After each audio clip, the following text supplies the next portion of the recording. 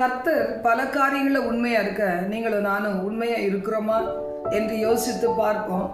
எசேக்கியாவுக்கு கர்த்தர் உண்மையுள்ளவராய் இருந்தார். அதை அவன் அறிகிறதுக்கு ப்ரூவ் பண்ணினார். வசனம் சொல்லுது பாருங்க, உன் கண்ணீரை கண்டேன், உன் விண்ணப்பத்தை கேட்டேன், 15 வருஷம் கூட்டி கொடுக்குறேன். அது மட்டும் இல்லை, உன்னையும் இந்த நகரத்தையும் அசீரியா ராஜாவின் கைக்கு தப்பு வைப்பேன். அப்போ ஆகாசுடைய சூரிய கடிகாரத்தில் பாகைக்கு பாகை இறங்கின சாயை 10 பாகை பின்னிட்டு திரும்புவேன்.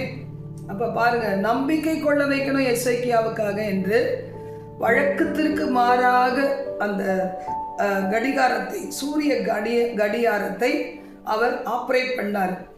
அப்போ இன்றைக்கு ஆண்டவர் ஒரு மனிதனுக்கு தம்முடைய உண்மையையும் உத்தமத்தையும் நிரூபிக்கிறதுக்காக எவ்வளவு தூரம் அவர் பாடுபடுகிறார்.